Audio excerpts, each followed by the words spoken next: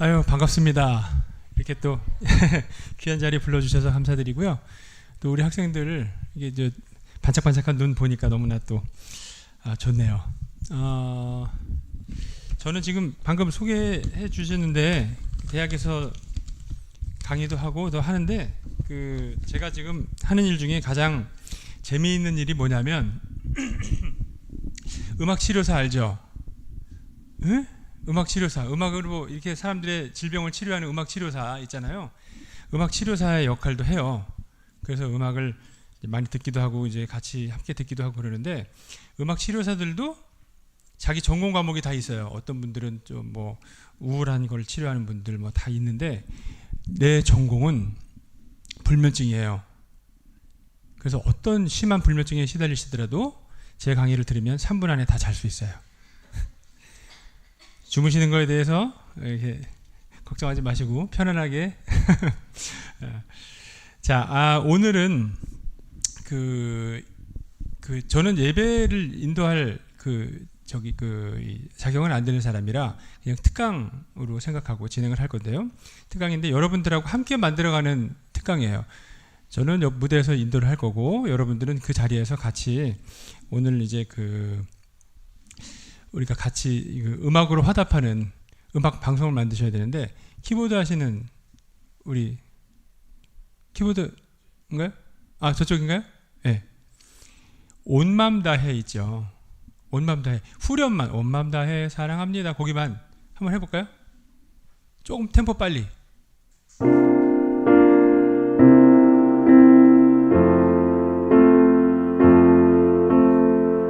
언제 들어갈까요? 그냥 내가 시작하면 다 같이 온 마음 다해 바로 나오세요. 시작. 온 마음 다해 둘 셋 사랑합니다.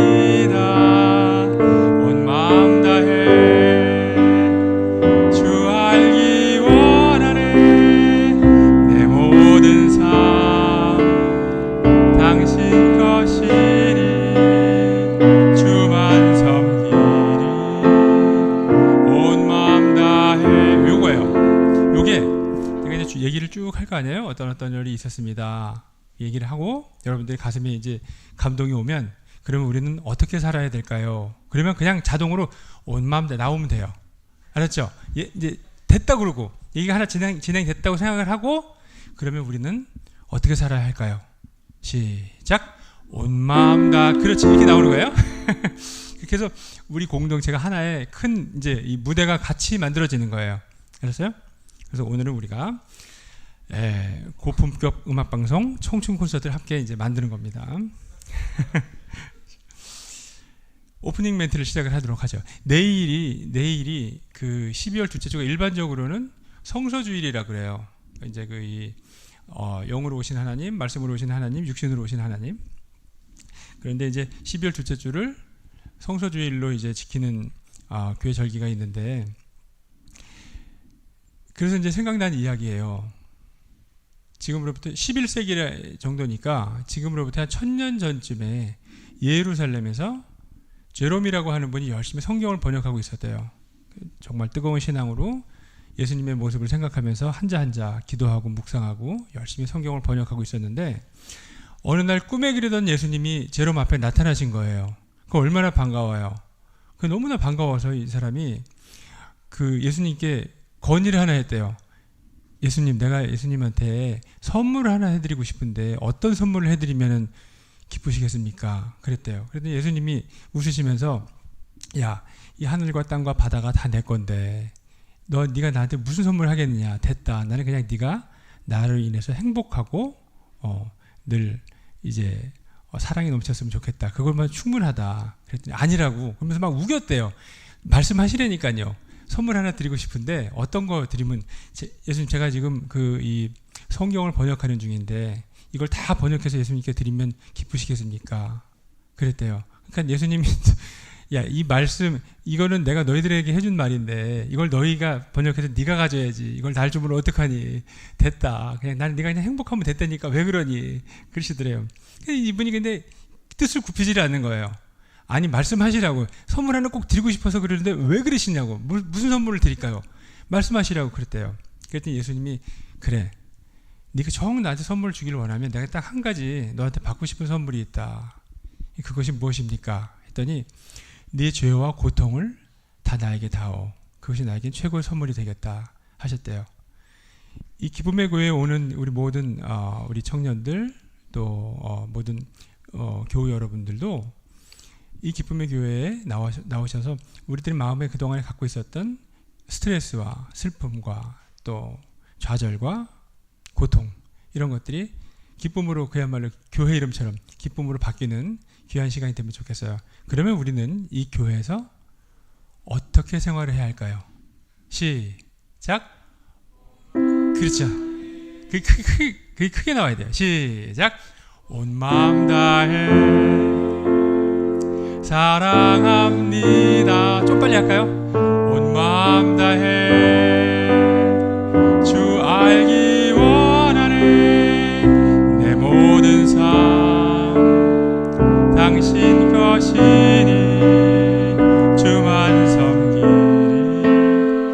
온 마음 다해 이렇게 만드는 거예요. 알았죠? 크게. 내가 이게 모니터가 안 돼서 잘 모르니까 크게 불러주셔서 그 다음에 이게 가사가 온 마음 다해 하네요. 그냥 온 마음 다해 그냥 간절한 자기 마음에 그냥 기도를 그냥 크게 한다 생각하시고 가사 읽어주면 좋겠어요. 자, 본격적으로 오늘 예배 이름이 청춘 예배인데요. 하나님이 주신 우리 청춘을 우리는 어떻게 살아야 할지를 생각해 보도록 하죠. 먼저 꿈이 있어야겠죠. 그죠? 첫 번째 테마 꿈 이야기로 해보겠습니다. 알렉산더 대왕이 있었어요. 이 땅에 33살에 죽었어요. 이 사람은 33년, 지금 살아있으면 2300살이겠네요. 예수님이 오시기 한 300년 전 사람인데요. 이분이 원하지도 않았는데 왕이 됐어요. 엄마가 왕하래요. 그냥 그래갖고 왕을 했어요. 근데 왜 원하지 않았냐면 이 사람이 살았던 곳은 마게도니아라는 곳인데 조그만 나라예요. 근데 옆에 그리스라는 큰 나라가 있는데 맨날 그리스에서 한 대씩 때려. 자꾸 때려주고 쳐들어오고 귀찮게 하니까 왕이 되길 싫어했어요. 다들. 그랬는지 어쨌든 왕이 됐는데 13년 동안 왕을 하면서 이분이 그 마게도니아에서 그리스를 넘어서 이집트를 건너서 지금의 인도까지를 다 정복을 해요. 무지하게 많이 정복을 하는 사람이에요. 지금 여러분 나이에 내가 걸어서 하는 배낭여행으로 걸어서 13년 동안 갔다 오라 그래도 다 못 갔다 올 때를 이 사람은 정복을 하고 다녔어요. 어마무시하게 했죠. 근데 이제 이분이 맨 처음에 왜 그럴 계획이 사실 없었는데 어떻게 계기가 됐냐면 그리스가 와서 자꾸 때려요. 국정기업이 와서 때리고 돈 달라고 그러고 때리고 돈 달라고 그러고 그러니까 이게 못 참겠는 거예요. 그래서 젊은 20살의 왕이 됐는데 젊은 혈기에 야 그리스랑 한번 붙어보자 이렇게 된 거예요. 그래서 싸우는데 진짜 그리스를 이긴 거예요. 난리가 났죠. 그래서 마게도니아 사람들은 야 이제는 평화가 왔나 보다 라고 생각을 하고 있었는데 웬걸 다 불러 모으더니 우리는 내일 저 헬레스폰트 바다를 건너간다 그래. 헬레스폰트 바다를 건너간다는 거는 아시아 지역 쪽으로 진출을 하겠다는 얘기예요. 그러니까 더 한심하잖아요. 이제 전쟁이 끝났는 줄 알았는데 이제부터 전쟁을 하겠다는 거예요. 그러면서 그리스에서 갖고 온 전리품들을 이 신하들한테 나눠주는데 왕이 보통 통이 큰 게 아니에요. 다 나눠주는 거예요. 다. 아예 자기 종전 지갑까지 톡톡 털어서 주는 것처럼 다 주는 거예요. 그러니까 처음에는 감사합니다 그리고 받았는데 받다 보니까 겁나는 거예요. 얘네 20살 먹은 왕이 왜 이게 무슨 뜻으로 주는 걸까? 이게 우리가 어떻게 나오는 거 보고 있다가 주는 대로 다 받으면 이거 양심 없다고 우리를 죽이려고 그러는 거 아니까 별 생각을 다 하는 거예요. 그러고 있는데 신하 제일 연세가 많으신 이제 무게감 있는 신하 한 분이 손을 들고 물어봐요. 우리에게 이게 모든 걸 다 주시고 그러는데 사실 두렵다. 받기가 두려울 정도로 잘 주시는데 그러면은 왕께서는 무엇을 가지시겠습니까? 이렇게 물어봐요. 그때 알렉산더 대왕이 했던 말, 나는 희망을 갖겠노라. 그렇게 얘기를 해요. 그 희망을 비전이라고 번역을 하고요. 그 비전을 우리는 꿈이라고 해석을 하죠. 이게 꿈이에요. 이게 영웅들이 가지고 있는 꿈이에요. 그러면 꿈은 영웅들만 갖냐? 또 아닐 거예요. 100년 전에 미국의 디트로이트로 가면 거기는 가난한 농부가 하나 살았어요. 얼마나 가난했는지 남의 집 밭을 읽어주고 그냥 이렇게 소작농처럼 그렇게 이제 하루하루 먹고 사는 농부였었어요. 근데 이분이 이제 영화에서 나오는 영화의 한 장면처럼 어느 날 비가 부슬부슬 오고 그날도 열심히 일을 하고 왔는데 집에 와보니까 어머니가 쓰러져 계셨어요. 그래서 어머니를 위해서 의사를 모시러 마을까지 갔다 옵니다. 근데 비가 오고 마차를 타고 갔다 와야 되니까 이게 자꾸 마차 바퀴가 이게 진흙탕에 빠지고 해서 한참 후에야 의사를 모셔올 수 있었어요. 그런데 항상 우리가 드라마에서 보는 것처럼 마찬가지로 의사를 모셔왔더니 어머니는 이미 돌아가시고 말았더라. 그거예요. 그래서 이 소녀는 자기가 의사를 늦게 모시고 온 것 때문에 어머니가 돌아가셨다는 자책감에 시달리기 시작을 해요. 그러다가 그 슬픔 속에서, 가난과 슬픔 속에서 또 하나 이상한 꿈을 꾸게 돼요. 그 꿈이 뭐냐면 말보다 빠른 어떤 것을 만들겠다는 꿈을 꿔요. 그 어떤 것이 어떤 것인지도 모르는 어떤 이상한 꿈을 꿔요. 그냥. 그러고 나서 그 당시에 가장 유명했던 회사를 들어갔는데 그게 에디슨, 발명왕 에디슨이 만든 회사였었어요. 거길 들어가서 내연기관이라는 걸 만드는데 이 친구가 기술을 배워요. 그리고 1901년에 자기 이름으로 된 자동차 회사를 만들어요. 그분이 포드예요. 슬픔 속에서 피어난 꿈, 포드. 그래서 디트로이트 자동차 박물관에 가면 자동차 역사에 공헌을 한 많은 분들의 사진들이 다 있고 그 밑에 양력들이 다 써 있는데 어마어마하게 써 있잖아요, 내용들이. 그런데 사진 밑에 딱 이름, 그 사진 밑에 이름 대신 한글 하나의 단어로 딱 설명되어 있는 분이 이분이에요. 포드. 그 뭐라고 써 있냐면 그 밑에 드리머, 꿈꾸는 사람이라는 글이 딱 하나 써 있어요. 이게 그분의 꿈이었어요. 세 번째, 괴테라는 사람이 있어요. 독일도 우리나라 가끔 설문을 하죠. 새해가 되면 한국인이 가장 존경하는 사람 누구일까요? 이렇게 뽑아요. 그럼 우리는 세종대왕 뽑고 이순신 장군 뽑고 하잖아요. 인기 투표처럼 하는데 위인들을. 독일 사람들도 그런 걸 하거든요. 그러면 이분은, 괴테는 부동의 1등이에요. 독일 사람이 존경하는 가장 위대한 독일 사람 괴테예요. 괴테는 여러분들 나이에 15살, 16살 이때 법학을 공부하러 이제 유학을 가요. 옆 마을로. 그런데 애가 머리가 너무 좋은 거예요. 그래서 그냥 뭐 예습복습 없이 그냥 듣고만 앉아서 시험만 보면 그냥 1등이에요. 그래서 대학생 형들도 8년, 9년, 10년 걸려야 간신히 끝낼 만한 코스를 이 친구는 2년, 3년 만에 다 끝내버려요. 머리가 너무 좋은 거예요. 그러고 나서 머리 좋은 사람들이 그래. 어떤 어려운 코스를 하나 일찍 끝내고 놓고 나서는 딴짓을 하기 시작을 해요. 그래서 이 사람이 관심이 어디로 가냐면 중세 연금술에 빠져요. 원래는 크리스찬인데, 기독교인인데 중세 연금술에 빠져가지고 이 구슬 같은 걸 쳐다보면서 이 오묘한 세상은 어떻게 될 것인가 뭐 이런 걸 막 연구하기 시작을 해요. 이 사람이. 그러다가 이제 이 피를 토하고 이제 어려운 병을 얻게 되는데, 그때 괴테 청년 괴테를 찾아간 분이 계시는데 엄마 친구가 찾아가요. 클레텐베르거라고 하는 그 엄마 친구 아줌마가 찾아가는 거죠. 그 매일 찾아가서 간호해주고 예수님의 하나님의 말씀으로 가마를 주기 시작을 해요. 그러니까 요즘 말로 하면 이제 친구 아들 집에 가서 신방 가는 거예요. 신방 가서 기도해주고 밥 해주고 약 주고 그리고 오기 이제 시작을 하죠. 그러다가 이제 그 가마로 다시 이제 크리스찬으로서의 바른 자세로 돌아와요. 이 친구가. 그리고 그때서 법학 말고 내가 해야 될 공부가 있다 생각해서 문학을 공부하기 시작을 해요. 근데 이제 문학을 공부하게 됐는데 여기서도 또 공부를 안 해도 1등인 거예요. 너무 머리가 좋은 거야. 근데 그때 선생님을 하나 만나요. 교수님을 만나는데 그 교수님이 보니까 제목은 너무 좋은데 노력을 안 해요.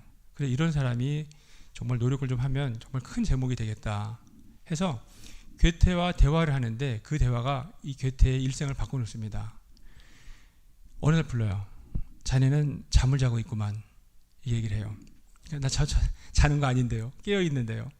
저 열심히 공부하고 나름 최선을 다하고 있습니다. 이 얘기를 해요. 근데 이제 이 선생님 눈에는 자고 있는 걸 보였던 거죠. 아니야. 자네는 지금 자고 있는 거네. 그러면서 얘기를 해요. 깨어나라 괴테. 사람이 잠을 자면 꿈을 꿀 수 있지만 깨어 있으면 그 꿈을 이룰 수 있지. 우리가 듣던 유명한 얘기가 여기서 나와요. 근데 그 한 방 먹고선 이제 그렇구나. 내가 지금 자고 있는 거였구나 라는 생각을 하게 돼요. 그때 또 한 번의 크로스 카운터가 날라와요. 네가 너의 꿈을 이루는 그 순간 너는 또 다른 누군가의 꿈이 된다. 일어나라 라는 얘기를 들어요. 그때부터 자연주의 그 문학을 다시 연구하게 되고 그 한 아이가 보았네 드레핀 장미화 뭐 이런 그 사람을 그 꽃에 비유한 어떤 그런 문학 작품들 그 당시까지는 없었던 장르예요. 그런 걸 막 쓰고 셰익스피어의 문학에 심취하고 그 이후에는 신학자적인 업적을 세우는데 그 가장 큰 그 영향을 받습니다. 그래서 이제 이분의 꿈은 선생님으로부터 받아놓은 꿈이에요. 영웅의 꿈이 있었고 슬픔 가운데 표현한 꿈이 있었고 선생님으로부터 받은 꿈이 있어요. 또 한 분은 슈바이처 박사라는 분이 있어요. 이분은 어려서 자기가 마음속에 하나님께 기도하며 작정하기를 제 인생의 3분의 1은 나를 완성하는 데 사용을 하고 인생의 3분의 2는 하나님과 이웃에게 봉사하는 그 삶을 살겠습니다 하고 작정을 하게 돼요. 그래서 열심히 공부해서 이분의 직업을 보면요, 그 4가지로 나누는데 아예 그냥 그 사전에 그렇게 나와 있어요. 슈바이처 딱 찍으면 의사, 사상가, 신학자, 음악가로서 세상을 살았던 사람 이렇게 나와요. 파이프 올겐이죠. 파이프 올겐을 치면 연주자 수준이었고요. 오히려 파이프 올겐은 그 당시에는 이제 바람의 압력으로 소리 나는 악기인데 풍압이 너무 세서 소리가 왜곡되는 그 기술적인 내용까지 이분이 다 고쳐놓은 사람이에요.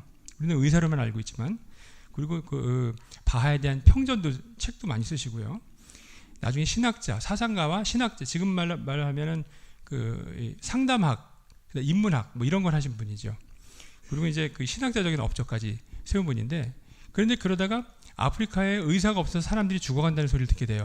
그러고 나서 20살이 넘어서 의학 공부를 다시 시작을 해요. 그리고 30살까지 의사가 되고 자기를 완성하는 데 시간을 쓰게 되죠.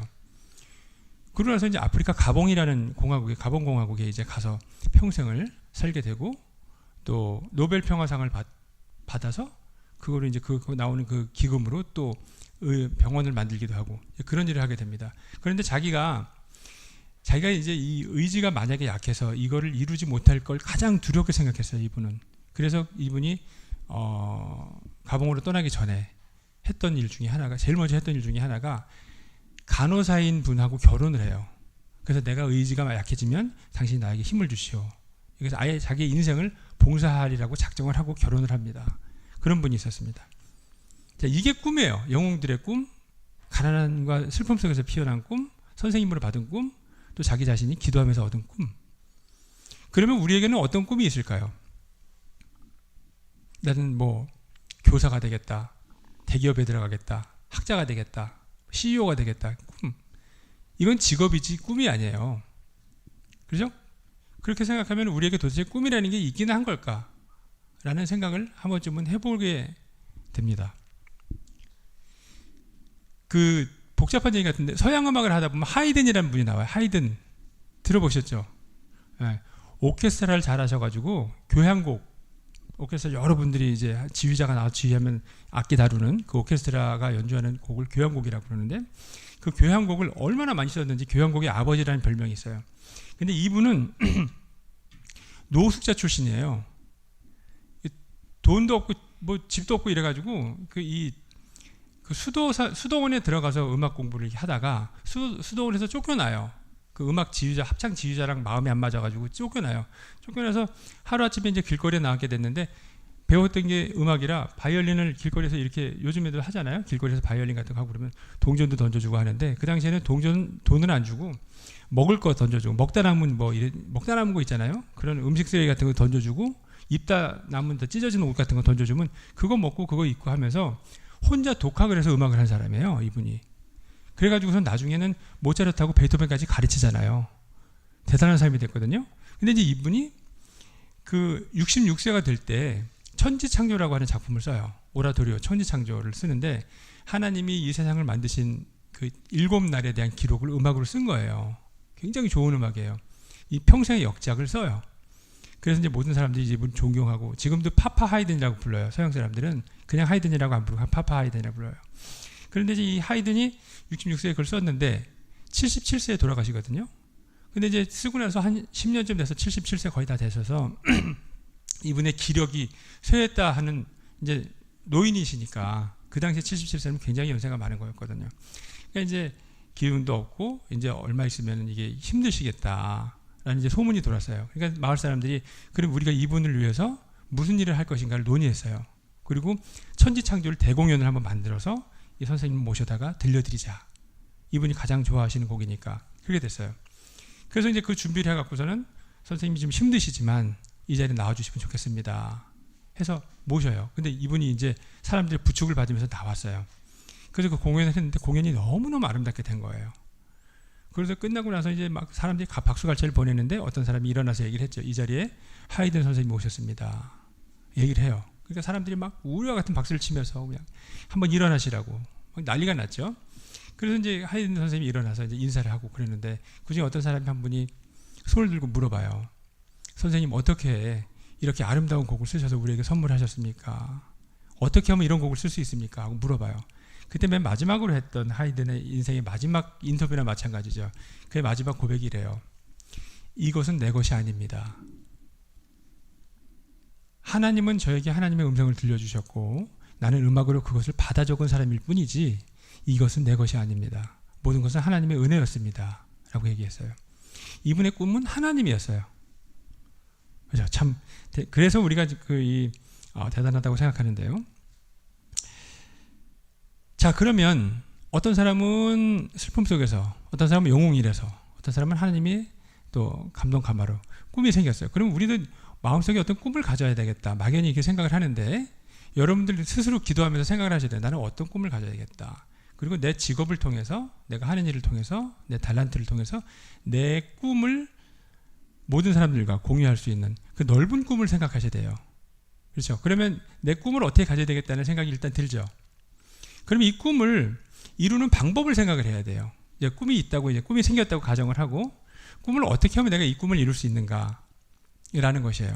특히 여러분 나이에 꼭 해주고 싶은 이 이야기라서 이 꿈을 이루기 위해서는 여러분 나이 때 청춘 시절에 꼭 있어야 될 전력 질주가 있어요. 시간이 가면은 꿈이 저절로 이루어지는 게 아니에요. 아까 슈바이처 박사도 얘기에서도 말씀드렸지만 인생의 3분의 1 안에 자기의 뭔가를 일어나야 그 다음에 3분의 2를 사용할 수 있는 거죠. 전력 질주가 뭔지 아세요? 우리가 타고 다니는 비행기, 큰 비행기 있잖아요. 보잉 747, 400, 500 이런 큰 비행기, 400명, 500명씩 한꺼번에 탈 수 있는 그 큰 비행기들. 그 비행기가 쭉 떠가지고서 우리 날아가면 미국이나 유럽을 가면은 12시간, 13시간씩 날아가잖아요. 그런데 이 큰 비행기가 그 12~13시간씩 날아가는 그 시간 안에 궤도에 올라가서 날아가는데 궤도에 올라가는 데까지 이렇게 이륙하는 시간이라고 그러잖아요. 이륙하는 시간은 5분밖에 안 걸려요. 응? 5분밖에 안 걸리는데 비행기는 자기가 가지고 있는 연료의 3분의 2를 그때 다 써요. 5분 안에. 그리고서 올라가서는 그냥 바람에 몸을 맡겨서 적당한 연료를 분사하면서 3분의 1의 연료를 가지고 12시간을 날아가요. 지금이 여러분들이 지금 이륙하는 기간이에요. 여러분 나이에. 전력 질주해야 돼요. 그렇지 않으면 하나님의 하늘을 헐헐 날아다닐 수가 없어요. 그죠? 우리가 정말 탈진할 만큼 뭔가에 대해서 열심히 하고 그 다음에 하나님의 하늘을 헐헐 날아가야 된다. 장갑은 손의 형상대로 짓죠. 왜냐하면 그 속에 손을 넣어야 되니까요. 하나님은 사람을 하나님의 형상대로 지으셨어요. 그 속에 하나님을 넣기 위해서 그래요. 우리 속에 하나님으로 가득 차고 하나님 주시는 비전과 꿈으로 가득 차고 그 꿈을 이룰 수 있을 때까지 여러분의 전력 질주는 계속돼야 됩니다. 그러려면 우리는 어떻게 살아야 될까요? 시작! 온 마음 다해. 나오거나 말거나 같이 부르세요. 자, 시작!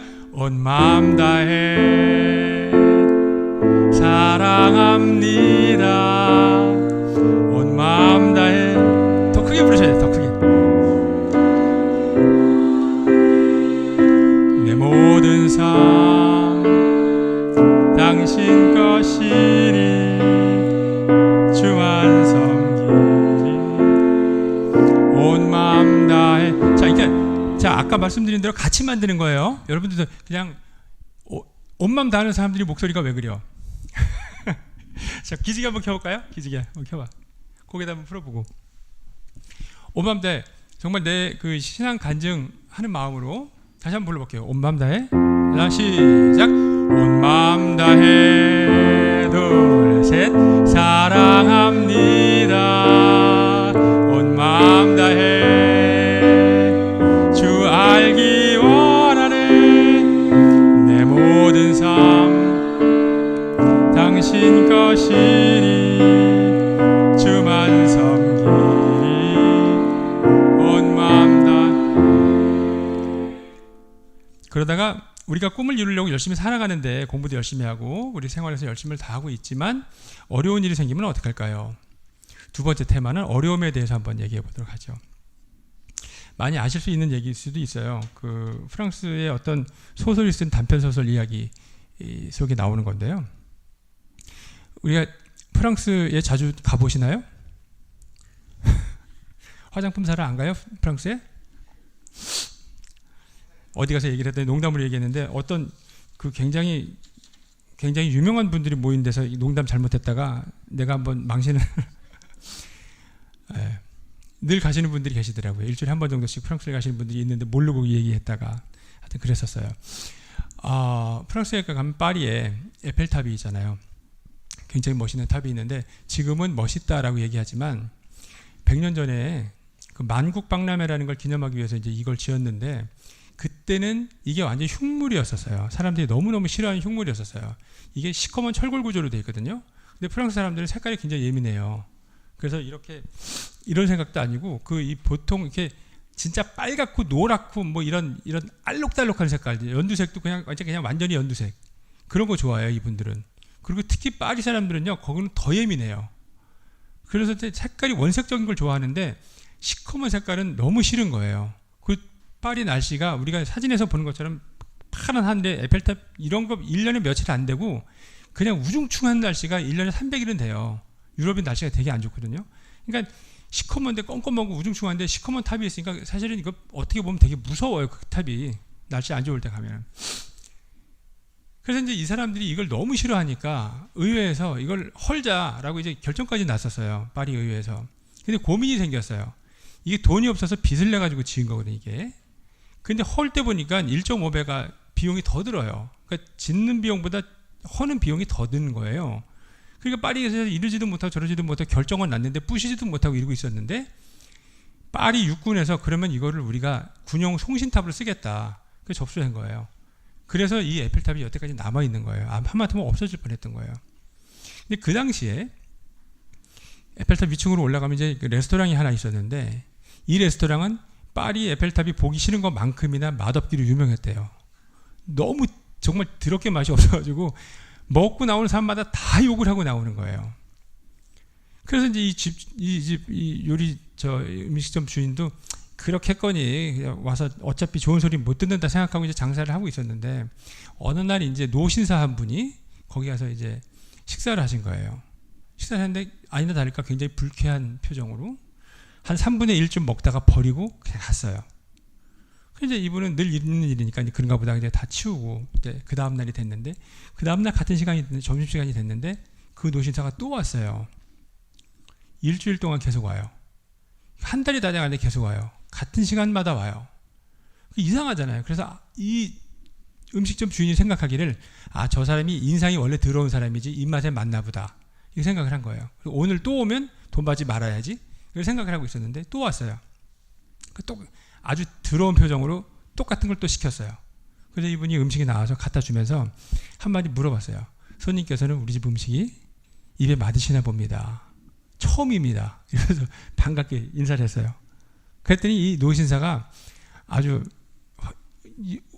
끌어오르는 이 우라통을 꾹 참으면서 심호흡을 하면서 얘기를 해요. 내가 살다 먹다 이렇게 더럽게 맛없는 음식은 처음입니다. 이렇게 얘기를 해요. 내가 파리에서 나서 파리에서 자라고 파리에서 늙으면서 맛있다는 음식, 좋다는 음식은 다 찾아가서 먹는 사람인데 내가 이런 음식은 처음입니다. 그러면서 얘기를 해요. 그게 되게 이상하잖아요. 그래서 아니 그러면 여기 매일 왜 오시냐고. 지금 한 달째 오시는데 오늘 내가 너무 기분이 좋아서 이거를 음식을 대접하려고 그러는데 그 왜 매일 오십니까? 그랬더니 이분이 말씀하시기를 내가 파리 사람이라 색깔이 예민하고 이게 먹는 거 입는 거 이거 굉장히 나 사실 멋쟁이인데 이게 에펠탑만 보이면 밥맛이 떨어져서 먹을 수가 없어요. 근데 이게 에펠탑이 너무 높아서 파리 시내에서 에펠탑이 안 보이는 곳이 없어요. 우리 집에서 요리를 해서 먹으려고 이렇게 창밖을 봐도 에펠탑이 보이고 저 레스토랑에 가서 먹으려고 해도 창밖에 보면 에펠탑이 보이고 그러면 내가 정말 울렁울렁거려서 먹을 수가 없시다. 근데 누가 에펠탑에 가면 식당이 있다 그래서 와서 봤더니 음식은 맛은 없는데 이 여기 들어와 보니까 에펠탑은 안 보이고 아름다운 파리 시내가 보입니다. 그래서 매일 옵니다. 그러더래요. 무슨 말일까요? 어려움을 이기는 가장 좋은 방법은 그 어려움 속으로 들어가는 것이다. 그럼 우리는 어떻게 살아야 될까요? 시작! 온 마음 다해 사랑함. 잠깐. 내가 처음에는 오페라를 전공했던 사람이고, 근데 한국에 들어와서 뮤지컬을 가르치다가 지금은 실용음악을 가르쳐요. 그 세 가지를 다 가르쳐요. 우리 박 전도사님하고도 같이 사역하는 동역자이기도 하고 실용음악을 조금 알거든요. 내가 발성법을 하나 가르쳐 줄게요. 여러분들 누구나 이 마법의 발성법만 알면 누구나 다 노래 잘할 수 있어요. 다 서울예대 들어갈 수 있어요. 잘 배우세요. 진짜요. 발성이 좋아야 되잖아요. 발성은 크게 나눠서 두 가지로 있어요. 좋은 발성과 나쁜 발성. 나쁜 발성은 뭐냐면, 좋은 발성부터 얘기하죠. 좋은 발성이 뭐냐면, 우리 이제 여기 교회 오빠들 있잖아요. 여학생들 기준으로 얘기를 할게요. 좋은 교회 오빠들 중에 너무 마음에 드는 오빠가 있잖아요. 에? 아니면 이렇게 뭐 텔레비 박보검이 나왔다거나 뭐 이렇게 장동건이 나왔다거나 뭐 그런 오빠가 교회에 하나 있다고 생각을 해보세요. 가정을 하라고, 가정을. 에? 그러면은 그 오빠만 보면 우리가 누가 시키지 않아도 톤이 오빠 올라가. 그죠? 어머 오빠 올라가자. 이 좋은 발성이에요. 근데 우리가 이제 일반적으로 배우는 교회 오빠들 있잖아요. 밥 마신 오빠들 있잖아요. 그냥 교회 오빠들. 그리고 교회 오빠들 만나면 우리 말투는 항상 이상해져요. 오빠, 사람이 왜 그래? 오빠 왜 또 쓰레기야? 오빠. 이렇게 되잖아요. 근데 그 오빠들 사이에 지금 저 오빠가 지나가고 있으면 오빠 되잖아요. 이게 발성이에요. 그러면 온 마음 다해 할 거냐고. 그죠? 온 마음 다해 해야 되잖아요. 한번 해보세요. 자, 시작. 온 마음 다해. 그렇지. 사랑함니. 너무 사랑하잖아요. 온 마음 다해. 찢어지면서 주 알기 원하네. 이렇게 하란 말이에요. 모든 삶 당신 것이니. 그렇지. 주만 섬기리. 하나씩. 온 마음 다해. 끝나는 거잖아요. 그죠? 노래는 이렇게 하기. 알았죠? 발성이라는 게 뭐 어려운 발성, 이게 발성이에요. 자, 그래서 우리가 지금 이런 말을 하는 거예요. 여러분들께서는 지금 고품격 음악방송 청춘 콘서트와 함께 하십니다. 이런 말이 이럴 때 나오는 거예요. 알았죠? 자, 우리가 열심히 살아요. 일도 열심히 하고 공부도 열심히 하고 정말 내가 주어진 환경에서 열심히 사는데 어려운 일이 있으면 그렇게 어려움을 이겨요. 그럼에도 불구하고 우리가 이게 될까라고 생각되는 일들이 가끔씩 있어요. 세 번째 테마는 거짓말로 한번 해봅시다. 거짓말. 우리가 우리 스스로에게 하는 거짓말. 그게 될까? 하는 거는 스스로에게 하는 거짓말이에요. 바실리 알렉세이예프라는 사람이 있어요. 여러분들 다 모르는 사람이에요. 근데 굉장히 유명한 사람이에요. 역도 선수였는데 1970년대까지는 사람이 500파운드를 들 수 있냐? 500파운드라는 게 227kg예요. 227kg를 한 번에 들 수 있냐라고 물어보면 그건 당연히 안 되는 걸로 생각했어요. 욕 먹었어요. 에이 미친놈아, 그건 안 되는 거야 임마. 이렇게 썼어요. 지금 우사인 볼트가 9초 초반대를 뛰고 있거든요. 그럼 만약에 사람이 8초에 100m를 뛸 수 있냐 물어보면 에이 미친놈아 하는 거하고 똑같이 그 당시에는 사람이 500파운드 들 수 있냐 그러면 에이 미친놈아 소리를 낳았던 때예요. 그때는 아예 의학계에서도 사람은 500파운드를 들 수 없는 걸로 의학계에서 지정을 해놨어요. 그걸 들다가 다친다. 들지도 못하고 시도하다가 사람 다 다친다. 이렇게 됐어요. 그래서 시도도 안 했었어요. 근데 바실리 알렉세예프가 연습 때 들은 거예요. 500파운드를요. 그러니까 사람들은 1970년에 이제 그 세계 선수권 대회가 열려야 되는데 거기에서 이제 만약에 그거를 그 사람이 공식 경기에서 들면 우리는 인류 역사상 가장 위대한 순간을 눈으로 목격하는 사람이 되는 거 아니에요. 그러니까 모든 사람들이 다 거기에 집중을 하고 있었어요. 생방송으로 나가고 막 그랬어요. 그러면 부담감이 커지죠. 그 1970년에 있는 그 세계 선수권 대회에서 그 바실리 알렉세예프가 이걸 들었을까요? 못 들었을까요? 못 들었어요. 499파운드까지 들고 포기하고 말았어요. 어차피 499파운드 들어도 1등이고 2등하고의 격차도 많이 탔으니까 이거 들다가 다치면 뭐해. 안 들었어요. 안 들고 내려왔어요. 그리고 1등 했어요. 그냥. 그랬는데 경기가 다 끝나고 난 다음에 큰일 났어. 이게 바벨이라고 그러잖아요. 바벨 옆에 이렇게 무거운 쇠 이거 더 옮겨 달고 하잖아요. 옮겨 달아주는 사람들이 실수로 더 넣었어. 그래서 501.5파운드를 들어버린 거예요. 그러니까 이미 우리는 인류 역사상 가장 위대한 순간을 본 거예요. 하고 난리가 났잖아요. 바실 날세프가 500파운드 넘게 들었다. 난리가 난 거예요. 그날 신문 다시 찐 거 아니에요. 그래서 이제 바실 날세프 와 우리 오빠 이 오빠가 된 거예요. 세계적인 그냥 오빠가 된 거야 이 사람이. 그럼 얼마나 놀라요. 근데 진짜로 놀랄 일은 그 이후에 있어요. 바실리 알렉세이프가 500파운드를 넘게 들었다는 소문은 다 난 거잖아요. 역도 선수들도 다 알게 된 거잖아요. 그랬더니 이 사람이 생각하기는 심리적인 저항선이라 그래요. 500파운드는 안 되는 거야 해서 들 수 있는 거네라고 생각을 한 거예요. 사람들이. 그 한 해에 500파운드 넘게 드는 사람이 6명이 더 나와요. 그러니까 바실리 알렉세이프 입장에서는 내가 들었는데 내가 드는 걸 보고 6사람이 더 들었다? 그건 내가 얼마나 대견할 거예요. 그 사람은 1970년부터 77년까지 8년 동안 세계 신기록을 80개를 더 만들어요. 들문 세계 신기록이야. 계속 들어요. 그 바실 알렉세이프가 처음에는 12살 때 탄광에서 일하는 탄광 아르바이트를 시작한 꼬망이였거든요. 근데 그 사람이 세계 신기록 80개를 만들어낼 거라고 누가 생각을 해요. 그래서 나중에 자서전을 써요. 그 자서전 맨 뒤에 결국 인간이 들지 못했던 것은 바벨의 무게가 아니라 자신의 마음이었다. 이렇게 얘기를 해요.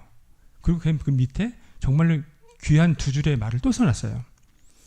겁쟁이와 두려워하는 자에게는 모든 것이 불가능하다. 왜냐하면 그들에게는 모든 것이 불가능해 보이기 때문에 불가능하다. 이런 말을 했어요. 우리에게 어려움이 생길 때 그 어려움 속으로 들어가요. 그럼에도 불구하고 이게 될까? 라고 생각할 때 우리는 어떻게 살아야 될까요? 시작!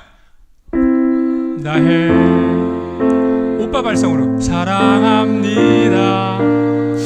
더 마음 다해서 부르셔야 돼요. 주 알기 원하네. 내 모든 삶 당신 것이니 주만 섬기리 온 마음 다해. 자, 그 다음 테마는 시간으로 한번 해보도록 하죠. 시간. 열심히 살고 어려움이 있으면 들어가고 자기 스스로에게 하는 거짓말을 하지 않아도 꼭 필요한 게 시간이에요. 하나님이 우리에게 주신 가장 위대한 선물 시간인데요. 시간으로 들어가기 전에 이제 설문조사를 시험을 한번 볼게요. 제가 이제 마음속으로 그냥 대답을 해보세요. 대답을. 이기는 사람과 지는 사람에 대해서 내가 물어볼 건데 이 질문까지는 내가 이기는 겁니다. 자, 이기는 사람은 실수를 했을 때 내가 잘못했다라고 얘기를 하고 지는 사람은 실수했을 때 너 때문이다라고 얘기를 합니다. 나는 이기는 사람일까요? 지는 사람일까요? 이기는 사람이다. 이거 다 속으로 나는 다 이기는 사람이라고 생각을 해. 그죠? 이기는 사람이 입에는 솔직함이 가득하지만 지는 사람이 입에는 핑계가 가득합니다. 나는 이기는 사람일까요? 지는 사람일까요? 여기까지는 다 이기는 사람입니다. 뭐 이길 수 있을 것 같아. 뭐 이렇게 생각할 수 있어요. 이기는 사람은 눈을 밟아서 길을 만들지만 지는 사람은 눈 녹기만을 기다립니다. 나는 이기는 사람일까요? 지는 사람일까요? 이런 질문까지는 다 나는 뭐 길을 만들어. 이기는 사람은 7번 쓰러져도 8번 일어서지만 지는 사람은 한 번 쓰러지면 누워있는 편안함에 만족합니다. 나는 일단 8번 일어나. 뭐 이렇게 생각할 수 있어요. 근데 이 다음 질문이 되면 조금 어려워요. 시간에 대한 질문이에요. 시간. 이기는 사람은 열심히 일해도 시간에 여유가 있고 지는 사람은 게으르면서도 늘 바쁘다고 허둥댑니다. 나는 이길까요? 질까요? 이 질문이 가면은 거의 무건수행하는 사람들이 많아지면서 시선을 안 마주치려고 하는 사람들이 많아져요. 이기는 사람은 열심히 일하고 열심히 놀고 열심히 쉽니다. 지는 사람은 허겁지겁 일하고 빈둥빈둥 놀고 흐지부지 쉽니다. 나는 이기는 사람일까요? 지는 사람일까요? 시간에 관한 질문이 나오면 다 져요. 그래서 맨 마지막 질문은 우리에게 크로스 카운터가 되는 거죠. 이기는 사람은 져도 두려워하지 않지만 지는 사람은 이기는 것도 걱정입니다. 이래요. 시간에 대한 관리는 다 못해요. 시간에 대한 관리가 나오면 다 지는 사람이에요. 그 스위스를 여행을 하다 보면 조금만 스위스는 큰 마을이 별로 없어요. 그러니까 조그만 마을들이 많아요. 조그만 마을이 많은데 정말 이 마을에 저 마을이 저 언덕이 보이면 저기도 그냥 마을 여기도 마을이에요. 근데 그 마을마다 가면 조그만 박물관들이 하나씩 다 있어요. 시계 박물관들. 그 500년 전에 유럽에서 동유럽에서 그 종교적인 핍박을 받는 사람들이 시계 수고 공예자들이 많았거든요. 그 사람들이 종교의 핍박을 통해서 피해서 모인 곳이 스위스예요. 그래서 스위스 시계 산업이 발달했거든요. 그래서 동네마다 가면 자기네 시계가 있고 자기 역사와 전통을 자랑하는 명품들이 다 있어요. 그래서 어느 시계 그 박물관을 갔는데 요만한 데다가 정말 그걸 어떻게 새겨넣는지도 모르겠는데 어쨌든 예쁜 시계를 만들어 놨더라고요. 근데 뭔가 이상해. 이게 누구나 보면 느낄 수 있지만 말로 설명하기는 어려운데 뭔가 일반적인 시계랑 우리가 상식과는 다른 시계가 하나 있어요. 이게 뭐가 다를까? 그리고 가만히 쳐다보면 숨은 그림 찾기처럼 나와요. 보니까 보통 일반적으로 시침이 있고 분침이 있고 초침이 있으면 우리가 시침을 제일 중요하게 생각하고 이렇게 굵으니까 할 거 아니에요. 근데 이거는 초침이 금으로 돼 있고 분침이 음으로 돼 있고 시침을 동으로 쇠로 만들어 놨더라고요. 그 명품이라고 그러는데 이게 왜? 근데 이거를 만든 사람의 손자가 지금 거기 이제 이 박물관장을 하고 있는, 박물관장이라 봐야 이제 동네 아저씨처럼 생겼어요. 근데 이제 박물관장 하고 있는데 그 할아버지가 이제 그걸 만들어 놓은 거죠. 장인이었던 거죠. 이게 금이 아까워서 이걸 이렇게 했을 리는 없고, 금 그냥 시침에다가 해봐야 얼마나 든다고. 이 좋은 시계를 만들면서 이상하다. 그럼 물어봤어요. 당신 할아버지가 왜 이렇게 만들었겠냐? 그러면 사람들이 다 와서 그거 물어본대요. 왜 그랬겠냐고. 이상하다고. 이거 지금이라도 바꿔놓으라고 그러는데 어떤 사람 와서 지금부터 바짝바짝한 거를 시침에다 놓으라고 바꿔놓으라고 그런다는 거예요. 그냥 아닌데. 그러니까 그분이 뒤집어서 보여줘요. 그 할아버지가 뒤집어서 일부러 그래놓고 그거에 대한 답을 뒤에다 써놨더라고요. 초를 잃는 사람은 시를 잃고 인생을 잃습니다. 초를 얻는 사람은 시를 얻고 인생을 얻습니다. 우리의 인생의 성공은 매 초에 있습니다. 거기 써놨어요. 그게 하나님이 주신 우리의 시간에 대한 정의인 것 같아요. 그렇죠? 우리들 하루는 어떻게 지나가고 있을까요? 우리가 많이 마시는 코카콜라 있잖아요. 음료수. 코카콜라의 CEO를 지내신 그 최고 경영자를 지내신 분 중에 더글라스 아이베스터라는 분이 있어요. 이분이 시간에 대해서 연설해 놓은 그 연설이 있는데 이 연설은 정말 들어보신 분들도 계시겠지만 정말 명예연설이죠. 이분이 시간에 대해서 이렇게 써놨어요. 1년의 소중함을 알고 싶으면 여기 수험생들 있죠. 수험생들 들으면 기분 나쁘겠다. 1년의 소중함을 알고 싶으면 갓 시험에 떨어진 수험생을 만나보세요. 1년간의 소중함을 알게 해줄 겁니다. 이런 얘기. 한 달의 소중함을 알고 싶으면 미숙아를 낳은 어머니를 만나보세요. 한 달간의 기다림이 얼마나 소중한지 알려줄 겁니다. 이런 거예요. 일주일의 소중함을 알고 싶으면 주간지 편집장을 만나보세요. 얼마나 바쁘게 살아야 얇은 책 한 권 나오는 건데 우리들의 한 주간은 너무 쉽게 지나가 버리고 있다. 그렇죠? 하루의 소중함을 알고 싶으면 아이가 5 달린 일용직 노무자를 만나보래요. 숨만 쉬고 아침부터 저녁까지 열심히 일해야 하루가 사라지는 거를 우리들의 하루는 버려지는 것 아닌가. 1시간의 소중함을 알고 싶으면 약속 시간에 약속 장소에 가서 애인을 기다리는 남자를 만나보래요. 그 1시간이 얼마나 긴 시간인지를 알려줄 거래요. 1분의 소중함을 알고 싶으면 서울역에 가서 갓 기차를 놓친 사람을 만나보래요. 그 1분의 절박함을 알려줄 것이다. 1초의 소중함을 알고 싶으면 가까스로 사고를 모면한 사람을 만나보래요. 그 1초에 당신의 운명이 바뀔 수도 있다. 0.0001초의 소중함을 알고 싶으면 올림픽 은메달리스트를 만나보세요. 그 시간은 세계 신기록을 만들고도 남는 긴 시간입니다. 그래요. 우리들의 1분 1분, 우리들의 1초 1초는 어떻게 지나가고 있을까요? 하나님께서 우리에게 주신 가장 큰 선물은 이 시간에 어떻게 지나가고 있을까요? 그걸 생각해보면 우리는 어떻게 살아야 될까요? 시작! 온 마음 다해, 더 온 마음 다해, 사랑합니다. 온 마음 다해, 주 알기 오빠 발성 하셔야 되고요. 그다음에 표정을 갖다가 좀 이렇게 무서워요. 여기 한 분씩 나오라 그래서 자기들 얼굴 한번 보여주고 싶은, 예, 정말 무섭게 온 마음 다하고 계시거든요. 이렇게 얼굴 좀 피고. 건망증 대회가, 세계 건망증 대회가 있었대요. 이거 마셔도 되죠?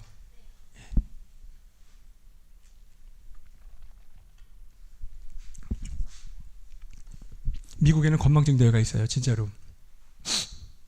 그래서 5년 전에 1등 하신 분이 고등어 사다가 신발장 넣고 신발끈에다가 냉장고 넣는 사람이 1등 했고, 재작년에 1등 한 사람이 양쪽 귀가 다 찢어져 갖고 왔는데 의사가 깜짝 놀라, 귀가 왜 이렇게 찢어졌냐고 그랬더니 대리미질 하고 있는데 전화 온 거 아니에요. 대리미를 전화를 받은 거야. 이 사람이 깜빡 잊고.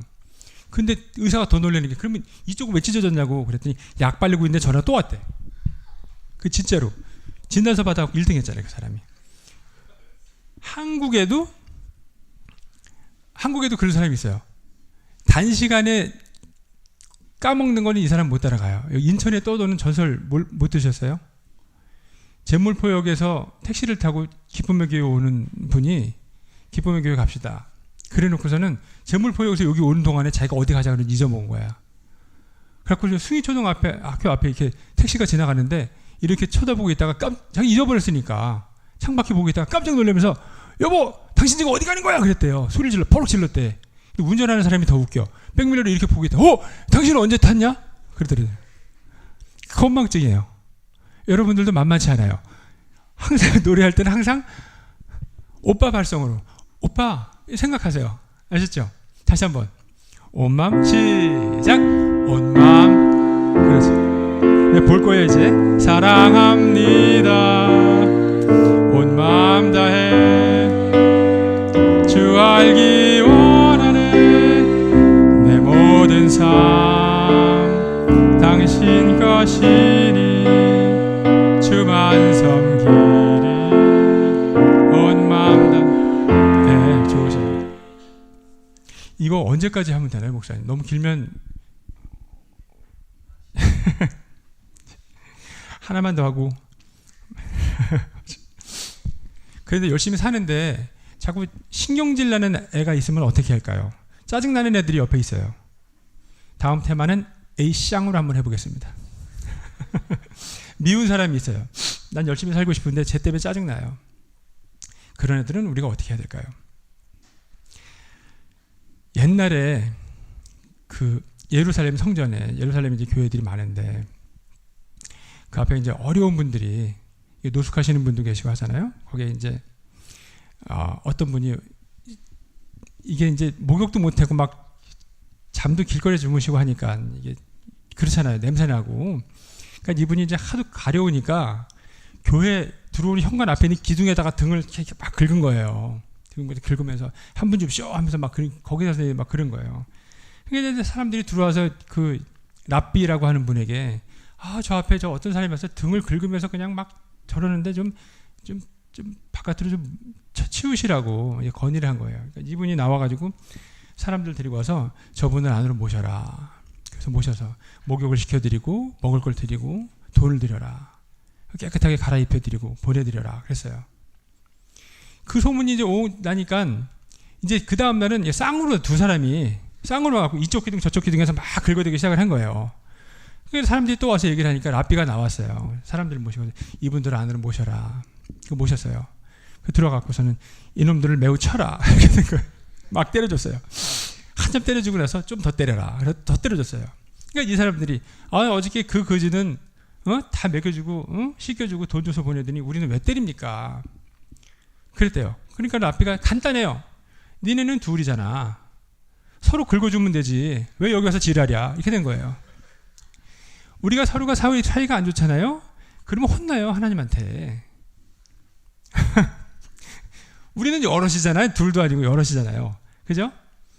이거 우리가 어항 속에 있는 금붕어라고 생각해봐요. 어항 속에 금붕어가 있어요. 근데 저놈의 마음에 안 들어요. 그래서 내가 자꾸 못 살게 걸었어요. 비늘도 뜯어먹고 꼬리찌르미도 뜯어먹고 자꾸 못 살게. 제가 죽으면 끝날 거라고 생각했어요. 그래서 죽였어요. 그게 이제 끝났잖아요. 너무 좋아요. 좋은데 어떻게 돼? 3일만 지나면 그 고기 때문에 어항물이 썩어요. 그잖아요. 그게 우리 공동체예요. 저놈이 내가 보기 싫어서 자꾸 저놈 못 살게 굴어. 제 마음이 다운돼요. 그럼 우리 공동체는 썩어요. 그것 때문에. 그죠? 어떤 사람이 이게 여행을 하다가 이제 여러분들 잘 모르겠는데 여인숙이라는 데가 있어요. 여인숙. 여관보다 하나 더 낮은 아주 그냥 아주 이제 이렇게 환경이 아주 안 좋은 잠자는 곳인데 여인숙에 이제 여행을 해서 산골이라서 여인숙이 하나밖에 없어서 이제 들어갔는데 너무 허름한 거예요. 그러니까 이제 이게 바깥에서 보기도 허름한데 들어가니까 더 허름해. 그러니까 이게 저 주인이 돈 달래는 대로 다 주고 내가 여기서 살면 손해보는 거다 생각해서 깎아야 되겠으니까 가서 말을 함부로 한 거야. 여기 이제 접수하는 데 가서 말을 아주 더럽게 한 거예요. 이분이. 여보세요. 이런 돼지우리에서는 하룻밤 자는데 얼마야? 이런 거예요. 그러니까 이 사람이 찍 쳐다보다 한 마리에 2만 원이다. 이렇게 된 거죠. 여기 보고 돼지우리라 그러면 자기가 돼지가 되는 거잖아요. 여기서 자는 거는. 근데 우리는 서로 간에 그렇게 배려하지 않고 그렇게 배려하지 않으면 받아요. 이제는 말도 좀 예쁘게 저 사람 생각해서 친절하게. 텔레비 보다 보면은 텔레비 광고가 나오는데 생각대로 티 뭐 하는 거 있잖아요. 그 광고는 좋은 말이긴 하지만 생각대로 티 이제 생각나는 대로 막 하지 말고 저 사람 입장에서 한번 생각해보고. 그죠? 광고 보다 보면 뭐 씻고 뜯고 바쁘고 즐기고 뭐 이런 거 나오잖아요. 친구끼리 있어도 화장실도 못 가잖아요. 저 사람이 나 씹을까봐 뭐 이런 이야기들. 이게 안 나와야 되는 거예요. 옛날에 우리가 사실은 다 보면 사람이 원래는 천사의 후예래요. 사람이 하나님이 옛날에서 천사를 만드실 때 가마에 넣고 구우셨대요. 잘 흙으로 빚어가지고 가마에 넣고 천사를 빚었는데 가마에 이제 뚜껑을 다 열고서 이게 가보면은 천사들이 다 완성된 천사들이 막 날아다니면서 하나님한테 인사했대잖아요. 만들어주셔서 감사합니다. 하나님 사랑합니다. 인사를 하는데 이제 가마를 열면은 불량품들이 나오잖아요. 날개 한쪽 띄어져가지고서는 이렇게 날지도 못하고 한쪽 벽에 이렇게 찌그러져 있는 애들이 있잖아요. 그 보통 도공들 같으면 자기의 자존심을 생각해서 퀄리티를 생각해서 그 자리에서 깨버리는 게 보통 도공들인데 하나님은 그런 불량품들을 더 특별히 사랑하시고 안아주시고 새로운 이름까지 주시면서 사랑해 주셨다. 그 이름이 바로 사람이래요. 그래서 사람들은 어차피 서로 어깨동무하지 않으면 날아갈 수 없는 존재로 처음부터 그렇게 만들어졌다. 그렇습니다. 내 옆에 있는 애가 짜증나요? 이 사람은 어떻게 해야 될까요? 그죠? 옆에 있는 분들 한 번씩 보세요. 한번 쳐다보시고 목사님도 한번 보시고 한번 쳐다보시고 저 친구가 나한테 해줬으면 좋겠다라고 생각되는 걸 마음속에 3가지만 써보세요. 진짜로 한번 마음속에 한번 적어보세요. 옆에 있는 사람이 나에게 어떻게 해줬으면 좋겠다는 걸 마음속에 쓰세요. 이게 실제로 있었던 일인데 사건인데요.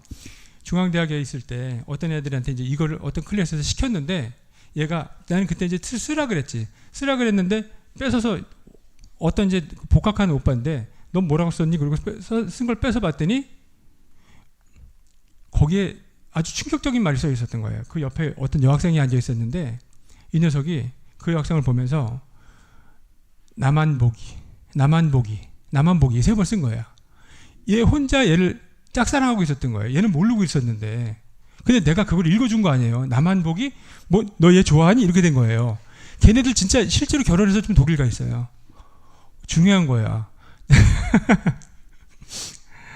자, 옆 사람이 나에게 해줬으면 좋겠을 거, 뭐 좀 친절하게 해줬으면 좋겠다, 먹을 것 좀 사줬으면 좋겠다, 뭐 여러 가지 원하는 게 있을 수 있잖아요.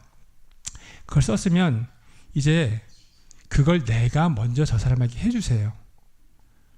그러면 우리는 다 같은 천사가 될 수 있는 거예요. 우리 종족이었던 천사로 돌아갈 수 있는 이 길이 열립니다. 자, 천사로 살아가야 되는 우리의 삶은 어때야 될까요? 자, 시작. 온 마음 다해. 더 크게 하셔야 돼. 사랑함. 온 마음 다해. 주 알기 원하네. 내 모든 삶 당신 것이니 주만 섬기리. 온 마음 다해. 한 가지 옛날 얘기만 더 해드리고 마치도록 할게요. 시간이 너무 오래된 것 같아서요. 어떤 사람의 자서전에 나오는 이야기 하나 해드리고 끝낼게요. 옆에 있는 분들을 배려하고 사랑하는 데 대해서 끝나는 게 아니라 이분의 이야기를 들으면 정말 우리의 사랑이 정말 절실하게 필요하구나라는 것을 알 수 있죠. 파리에 1949년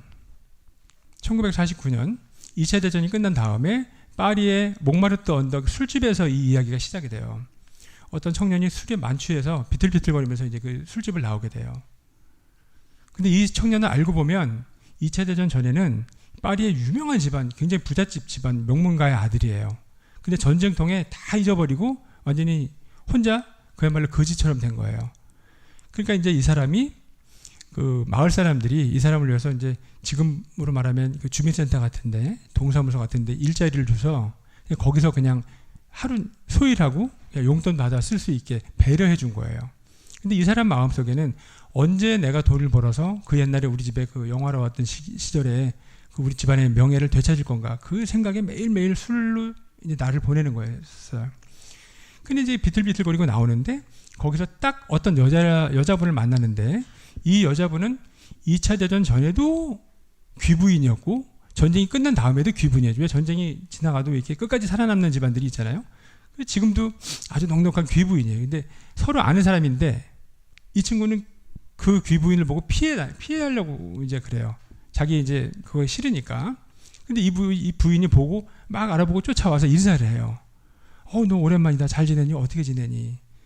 근데 이 얘기 저 얘기 하면서 안부를 묻다가 그 부인이 갑자기 깜짝 놀래요. 야, 근데 너 옷 참 좋은 거 입었다. 이거 샀니? 어디서 샀니? 그러면서 얘기를 해요. 근데 이 친구가 이제 얘기를 해요. 사실은 이게 내가 이런 거 살 돈은 없고 내가 재봉하는 기술이 좀 있어서 커튼 뜯어서 만들었습니다. 얘기를 해요. 그러니까 너무 반가워하고 기뻐하면서 이 부인이 야, 너 재능이 있다. 너 이거 하면 성공하겠다. 너 의상을 공부해라. 너 필요할 때 공부할 때 돈이 필요하면 내가 다 내줄 테니까 너 의상을 공부해라. 격려를 해서 보내요. 정확하게 25년 후에 1970년 미국의 타임즈라고 하는 그 잡지의 12월호 표지 모델이 이 청년이 돼요. 그 사람이 피에르 가르댕이에요. 그리고 그분들 자서전을 썼죠. 자서전 맨 끝에 오늘의 피에르 가르댕을 만든 건 25년 전 그 부인의 한마디의 칭찬과 격려였다 라고 얘기해요. 우리도 힘들지만 우리 옆에 있는 사람들은 더 힘들 수 있어요. 그리고 우리보다 힘들지 않은 사람들도 우리의 사랑이 필요하고 우리의 격려가 필요할 수 있죠. 여러분들이 그분들에게 힘과 사랑과 의지가 되는 이 기쁨의 아들, 딸들이 되길 바라면서 오늘 말씀 마치도록 하겠습니다. 고맙습니다.